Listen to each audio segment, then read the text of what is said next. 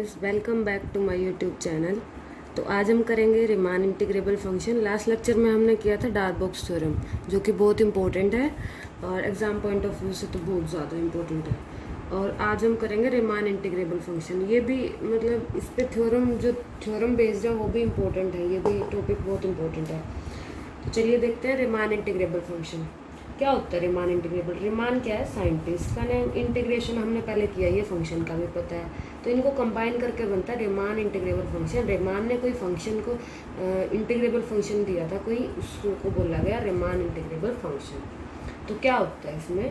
Late एक function let कर लिया ए बी इंटरवल में। Let F is such that A B interval real number, कोई real value function है और ए बी इंटरवल में वो लाई करता है। ये बाउंडेड फंक्शन, जो कि हम बाउंडेड ही लेते हैं, और रियल एनालिसिस पढ़ रहे हैं तो रियल नंबर्स की बात करेंगे। ये bounded function on interval A B. तो ये तो कोई हो गया बाउंडेड फंक्शन, दिस एफ, ये एफ की बात की है हमने। और फिर फंक्शन एफ जो है, function F is said to be Riemann integrable function. Function F को हम कब बोलेंगे फिर रिमान इंटीग्रेबल फंक्शन? बात ये है कि इसको Riemann integrable function F is said to be Riemann integrable function if, कब? If lower Riemann sum, if lower Riemann sum and upper Riemann sum, sorry integral, lower Riemann integral and upper Riemann integral, जब ये दोनों values एक function के ऊपर of F x की, कोई भी फंक्शन ले लिया एफ एक्स, और ये दोनों वैल्यू निकाल रहे हैं उस फंक्शन की, एक ही फंक्शन के ऊपर और एक ही सेम इंटरवल पे, ए बी आर इक्वल। अगर ये दोनों वैल्यू इक्वल आ जाए तो उस फंक्शन को हम क्या बोल लेंगे? जिस फंक्शन के ऊपर ये वैल्यू इक्वल आएंगे उस फंक्शन को हम बोल लेंगे रिमान इंटीग्रेबल फंक्शन। जैसे कि क्या था?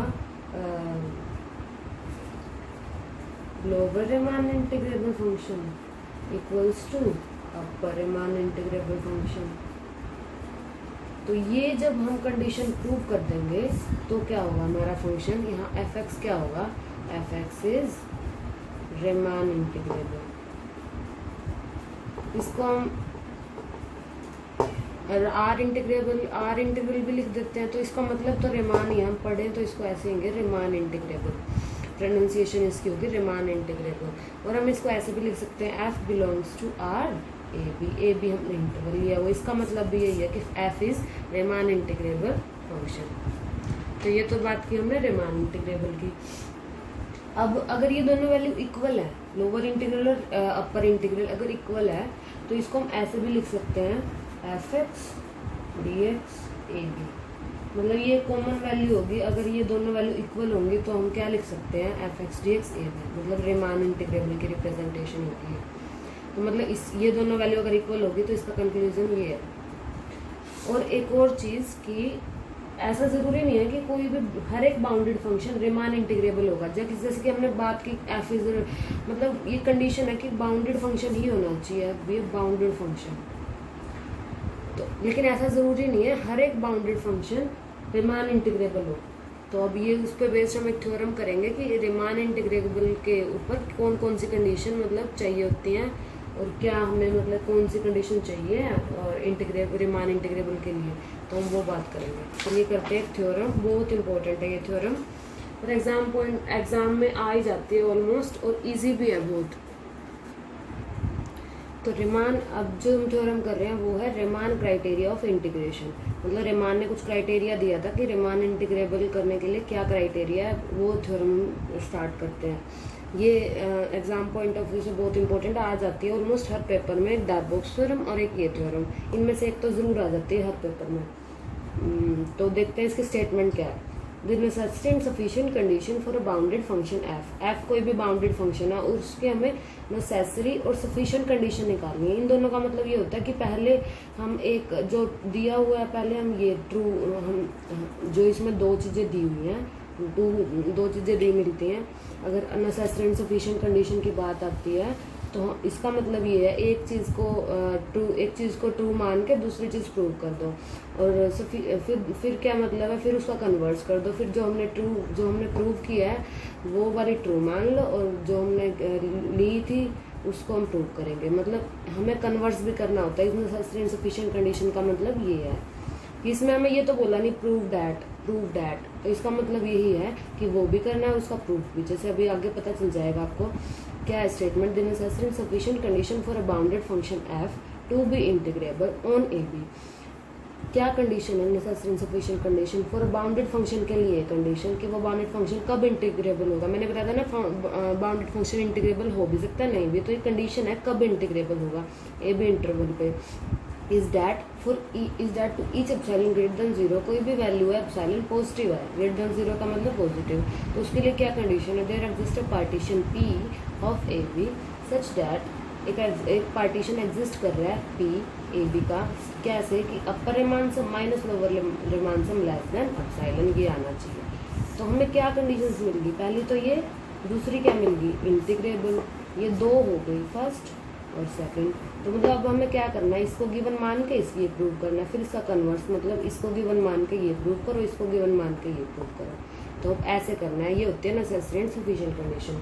तो चलिए देखते हैं इसका प्रूफ क्या है, प्रूफ कर लेते हैं। बहुत ईजी है, जिसने डार्बॉक्स थ्योरम किया उसको तो बहुत अच्छे से समझ आएगा। डार्बॉक्स थ्योरम में हमने यही किया था कि मतलब जो चीज कंसेप्ट उसमें यूज हुए थे वही ऑलमोस्ट इसी में यूज होंगे। तो पहले कर लेते हैं कंडीशन इज नेसेसरी कंडीशन की बात कर लेते हैं। कंडीशन इज नेसेसरी, तो हम क्या मान लेते हैं, let F belongs to R A B. इसका क्या मतलब है, एफ कोई रियल नंबर है और ए बी इंटरवल में बिलोंग कर रहा है, ठीक है, और that is f Riemann integrable, sorry real number नहीं, f is Riemann integrable on interval A B. तो इसका क्या मतलब है, रिमान इंटीग्रेबल कब होता है, जब लोअर रिमान इंटीग्रल और अपर रिमान इंटीग्रल इक्वल हो, एफ एक्स डी एक्स, मतलब upper Riemann integral equals to lower Riemann integral, मतलब f x is Riemann integrable function. तो ये ले लिया हमने इक्वेशन 1, ये हमने गिवन ले लिया, मतलब लेट कर लिया। इसको लेट करके हमें क्या प्रूव करना है, ये upper Riemann sum minus lower Riemann sum less than del. तो अब हम ये प्रूव करेंगे। तो जैसे कि अपने डार्बॉक्स थ्योरम में भी किया था, क्या लिया था, by the definition of upper and lower Riemann integral, lower and upper Riemann integral, इनकी डेफिनेशन हमने यूज की थी। तो अब भी वही कर लेते हैं। क्या है अपर रिमान इंटीग्रल की definition, F x D x, ये उसका सिंबल हो गया। अपर रिमान इंटीग्रेबल ऊपर बार आता है, अगर अपर लेते हैं तो बी के ऊपर बार आता है, और लोअर लेते हैं तो ए के नीचे। तो equals to upper Riemann integrable की डेफिनेशन क्या है, infimum of all upper Riemann sums corresponding to set of partitions A B. मैंने बताया था ये होता है set of partitions A B के जितने पॉसिबल पार्टीशन से नोट करते हैं पी ए बी। ये होता है अपर रिमान सम, मतलब जितने भी ए बी के पॉसिबल पार्टीशंस हैं उन सब का अपर रिमान सम निकाल लो और एक सेट बना लो। सभी का अपर रिमान सम निकल गया, फर्स्ट का अपर रिमान सम कोमा सेकंड का, फिर मतलब उनका सबका सेट बन जाएगा, एक सेट बन गया। और उसमें जो इन्फिमम वैल्यू होगी, इन्फिमम क्या होता है, ग्रेटेस्ट लोअर बाउंड, मतलब ये एक सेट बन गया हमारा। तो ग्रेटेस्ट लोअर बाउंड क्या होती है, सेट की सबसे छोटी वैल्यू, और ग्रेटेस्ट लोअर बाउंड कौन सी, जो सेट में सबसे छोटी वैल्यू है, ये होगी हमारी इन्फिमम। तो इस इन्फिमम को, ये सारा किसका है, अपर रिमान सम्स का सेट है। ये जो भी पॉसिबल पार्टीशंस है ए बी के, उसके सारे अपर रिमान सम है इसमें वैल्यू। तो इसमें जो इन्फिमम होगा वो क्या होगा, फिर हमारा अपर रिमान इंटीग्रल, ये होगी ये बात। अब आई लोअर रिमान इंटीग्रेबल की बात। लोअर रिमान इंटीग्रेबल को रिप्रेजेंट कैसे करते हैं, ए के नीचे बार आ जाता है। इसमें क्या आता है, सुप्रीमम ऑफ, किसका supremum, lower all lower Riemann sums corresponding to partition A B partitions के। जैसे हमने ये एग्जांपल लिया था, मतलब जितने भी लोअर रिमान सम निकल रहे हैं ना ए बी के, जितने पॉसिबल पार्टीशंस हैं उन सबका लोअर रिमान सम निकाल लो।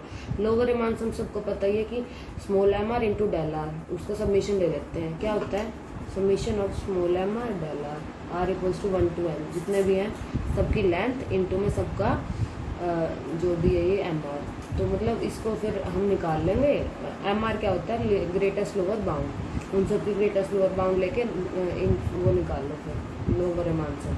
तो जितने भी लोअर मान सम आएंगे हर एक पार्टीशन का एक आएगा, तो जितने पार्टीशन है n नंबर ऑफ पार्टीशन है तो n number of lower partition lower मान सम आएंगे। उन सब में जो सुप्रीम वैल्यू होगी, सुप्रीम क्या होता है लीस्ट अपर बाउंड। तो जो अपर बाउंड क्या है, ये सारे अपर बाउंड, और लीस्ट अपर बाउंड क्या होता है सेट की सबसे बड़ी वैल्यू। सेट की सबसे बड़ी वैल्यू ये होगी, क्योंकि सेट में इंक्रीजिंग ऑर्डर में होता है ना सेट, तो ये होगी सबसे बड़ी वैल्यू सेट की। तो ये हमारी जो वैल्यू आएगी ये क्या आएगी, लोअर रीमान इंटीग्रल। ये बाकी हमने पहले भी डिस्कस किया हुआ है, लेकिन अगर किसी को क्लियर नहीं है तो मैंने दोबारा बता दिया। तो ये तो थी डेफिनेशन लोअर रीमान इंटीग्रल और अपर रीमान इंटीग्रेबल की। अब बात करते हैं कि अगेन बाय डेफिनेशन ऑफ, किसकी डेफिनेशन यूज करेंगे अब हम, इन्फीमम एंड सुप्रीमम, इन्फीमम की और सुप्रीमम की।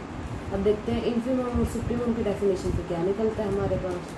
The definition of infimum and supremum for every epsilon greater than 0, किसी भी एप्सिलॉन ग्रेटर देन 0 के लिए, हर एक के लिए मतलब देयर एग्जिस्ट, इसको मैंने बताया था कि ये सिंबल होता है देयर एग्जिस्ट का, देयर एग्जिस्ट।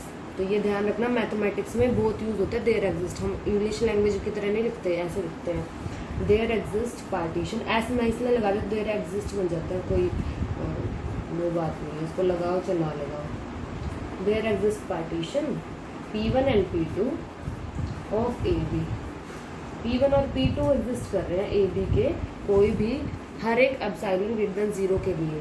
तो उसकी डेफिनेशन से हम क्या लिख सकते हैं, जो इन्फीमम की डेफिनेशन और सुप्रीमम की डेफिनेशन है उससे हम अब देखते हैं क्या लिख सकते हैं।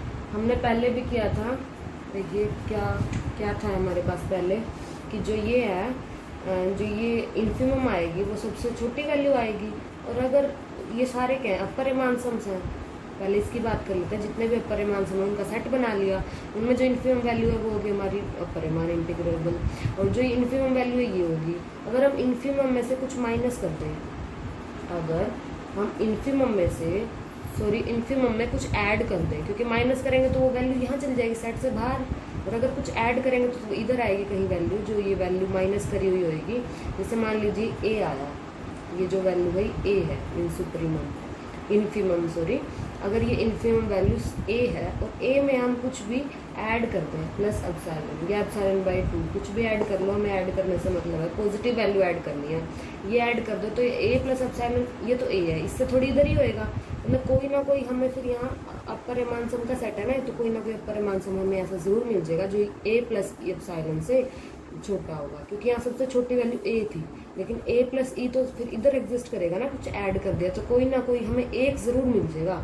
अपर रीमान सम का सेट है तो अपर रीमान सम में मिलेगा ऑफकोर्स, तो एक ना एक अपर रीमान सम जरूर मिल जाएगा। वही हम लिख देते हैं, लास्ट लेक्चर में भी हमने यही किया था। क्या मिलेगा हमें, अपर रीमान सम UF P2 ले लेते हैं, उस P2 पार्टीशन का मिल जाएगा मान लीजिए, तो क्या होएगा वो इससे छोटा होएगा, मीन्स जो सुप्रीमम प्लस एप्सिलॉन है ना, इससे छोटा होएगा, किससे छोटा होएगा, सुप्रीमम नहीं इसको हम बोलते हैं अपर रीमान इंटीग्रेबल। वैसे ही मतलब इन्फीमम है तो fx dx plus epsilon by 2, epsilon add कर दो, जैसे कि मैंने बताया कि ये सेट है, ये सेट है पूरा, इसमें जो ये सारे अपर रीमान सम है उन सब की इन्फीमम वैल्यू ये है, ए आ गई मान लीजिए, इसमें कोई एप्सिलॉन ऐड कर दो ए प्लस ई, तो वो ए प्लस एप्सिलॉन वो मान लीजिए यहाँ कहीं एग्जिस्ट करेगा, ए तो यहाँ कर रहा है ना सबसे छोटा, तो वो तो थोड़ा इधर ही एग्जिस्ट करेगा, तो कोई ना कोई हमें अपर रीमान सम यहाँ जरूर मिलेगा जो मतलब ए प्लस एप्सिलॉन से बड़ा हुआ। ए क्या है, ए हमने इसको लेट किया हुआ है, मतलब जितने भी अपर रीमान सम है उनकी इन्फीमम वैल्यू, तो वही हमने लिख दिया। ऐसे ही लोअर रीमान सम की बात करते हैं, जो लोअर रीमान सम है, लोअर रीमान इंटीग्रेबल की, जो लोअर रीमान इंटीग्रेबल है वो क्या है, जितने भी लोअर रीमान सम है ना यहाँ पे उन सब की greatest least upper bound mean supremum, least upper bound है उन सब की। तो जबकि लीस्ट अपर बाउंड है ये, तो हमें कोई ना कोई एलिमेंट मान लीजिए बी है ये, इसमें से कोई माइनस कर दो एप्सिलॉन, ऐड करेंगे तो वही बात है सेट से बाहर चला जाएगा, कोई फायदा ही नहीं है, हमें तो बात सेट की करनी है ना। तो बी माइनस एप्सिलॉन, हमें कोई भी एप्सिलॉन माइनस कर देते हैं तो वो कहाँ एग्जिस्ट करेगा, इधर कहीं, मतलब यहाँ तो जाने से रहा, जैसे सबको पता नंबर लाइन पर सेट में भी राइट हैंड साइड बड़े होते हैं एलिमेंट्स, तो अब सब्ट्रैक्ट करें तो ऑफकोर्स इधर ही आएगा वो, तो बी माइनस एप्सिलॉन यहाँ लाई करेगा, मतलब बी माइनस एप्सिलॉन से फिर कोई ना कोई वैल्यू बड़ी जरूर मिलेगी, मतलब वो यहाँ कहीं आएगा ना, चाहे वो बी ही मिले, कोई ना कोई जरूर मिलेगी एक वैल्यू, कोई ना कोई एक लोअर रिमान सम जरूर मिलेगा जो बी माइनस एप्सिलॉन से बड़ा होगा। और बी माइनस एप्सिलॉन है क्या, lower Riemann integrable minus epsilon. तो क्या लिखा हमने, कोई ना कोई LFP1 जरूर मिल जाएगा जो किससे बड़ा होगा, lower Riemann sum, lower Riemann integrable minus epsilon by 2। Epsilon ले लो या माइनस एप्सिलॉन बाय 2 ले लो, बात वही है। तो ये जो इक्वेशन थी, ये जो हमने, ये तो फर्स्ट इक्वेशन ली थी कि दोनों लेट कर लिए, दोनों सेम है, लोअर रिमान इंटीग्रेबल और अपर रिमान इंटीग्रेबल। ये ले ली हमने इक्वेशन 2, ये ले ली इक्वेशन 3। और अब एक और चीज लेट कर लेते हैं, let P equals to, P कोई पार्टीशन ले लिया, P1 यूनियन P2, P1 और P2 तो हमने लिए हैं कोई भी आर्बिट्रेरी पार्टीशन, और P ले लिया इन दोनों का यूनियन विद द रिफाइनमेंट। और P क्या है फिर, P रिफाइनमेंट है किसका, refinement of P1 and P2। सबको पता है जो रिफाइनमेंट होता है ना, जो रिफाइनमेंट वाला पार्टीशन है, रिफाइनमेंट जो होता है वो भी खुद एक पार्टीशन ही होता है। और रिफाइनमेंट किसका है, दो पार्टीशंस का। तो दोनों पार्टीशंस हैं, तो जो रिफाइनमेंट वाला पार्टीशन है ना, उसका तो लोअर रिमान सम बड़ा होता है, और उसका अपर रिमान सम छोटा होता है। किसके कंपैरिजन में, जो सिंपल पार्टीशन है। क्या बोला मैंने, जो लोअर रिमान सम है रिफाइनमेंट का, वो बड़ा होता है किससे, इससे कंपैरिजन में। कोई भी P1 ले लिया रिफाइनमेंट, तो P है हमारा। और अपर रिमान सम की बात करें तो अपर रिमान सम हमेशा छोटा होता है या इक्वल होता है किससे, सिंपल पार्टीशन से।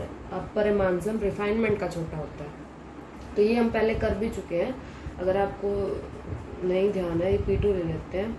अगर आपको थोड़ा याद, मतलब आपने मेरे पिछले लेक्चर नहीं देखे हैं तो प्लीज़ पहले वो देखिए, तभी आपको बहुत अच्छे से समझ आएगा। तो ये 4 और 5, इसको इक्वेशन दे दिया हमने 4 और 5। अब हम बात करते हैं इक्वेशन 2 और इक्वेशन 4, क्योंकि इसमें भी 3 और 4 की बात करते हैं, क्योंकि इसमें भी LFP1 है, लोअर रिमान सम्स की बात करते हैं, तभी इनका कंपैरिजन हो सकता है। क्या है, फ्रॉम 3 and 4।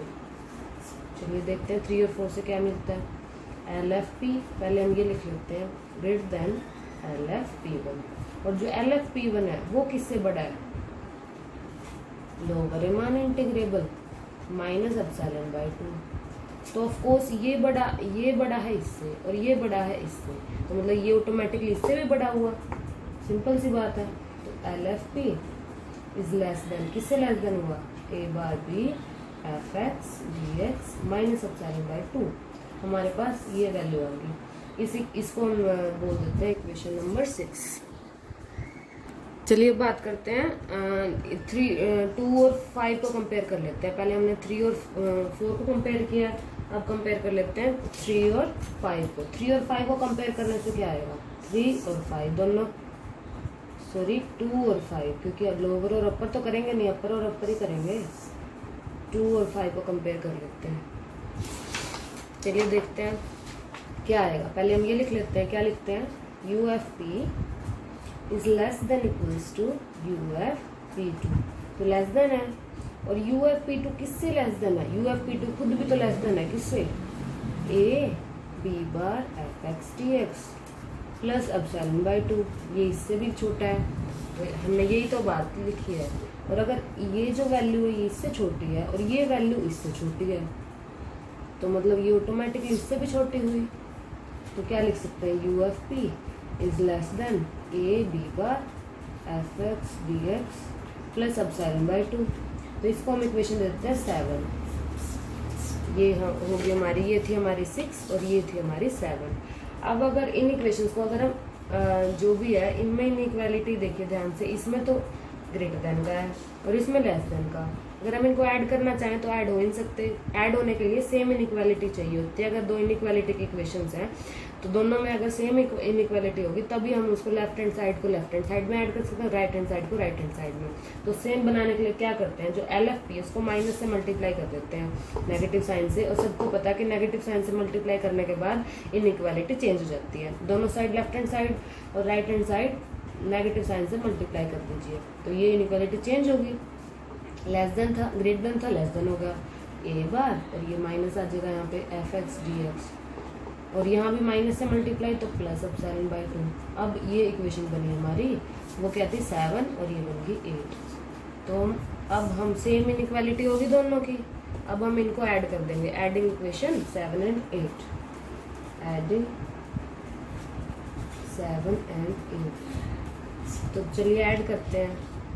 क्या है पहले 7 क्या है UFP और 8 में क्या है UFP माइनस LFP, तो यहाँ माइनस LFP आ जाएगा।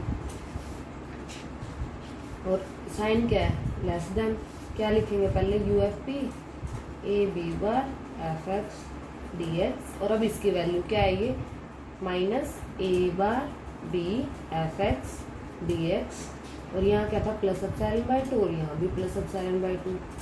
हम कोई भी पहले ऐड कर सकते हैं, ऐसी बात नहीं है कि पहले मैंने लोग अपरिमाण सम ऐड किया तो फिर ये ऐसे नहीं करना, कैसे भी कर दो, एडिशन तो वही बात है। तो अब देखिए हमने क्या लेट किया था, फर्स्ट इक्वेशन हमारी क्या थी, अगर फर्स्ट इक्वेशन हमारी थी कि दोनों लोअर रिमान इंटीग्रेबल इक्वल लिए थे हमने, तो दोनों इक्वल ले लिए तो ये दोनों कट ही जाएंगे, अगर इक्वल है तो इक्वल तो माइनस करने से कट जाते हैं। तो क्या आ गया UFP minus LFP epsilon by 2 plus epsilon by 2 क्या होता है एप्सिलॉन, और यही हमने प्रूव करना था, यही हमने कर दिया। तो ये बात हुई हमारी कंडीशन इज नेसेसरी की। अब बात करते हैं कंडीशन इज सफिशिएंट, मतलब इसका कन्वर्स। ओके गाइज, आज हमने डिस्कस किया है नेसेसरी कंडीशन, नेक्स्ट लेक्चर में हम डिस्कस करेंगे सफिशिएंट कंडीशन। इस थ्योरम की हाफ पार्ट डिस्कस हुआ है, हाफ पार्ट हम नेक्स्ट लेक्चर में डिस्कस करेंगे। ओके गाइज, अगर आपको मेरी वीडियो अच्छी लगी है तो लाइक कीजिए, और अगर कोई प्रॉब्लम है तो आप कमेंट कीजिए, और ओके बाय बाय।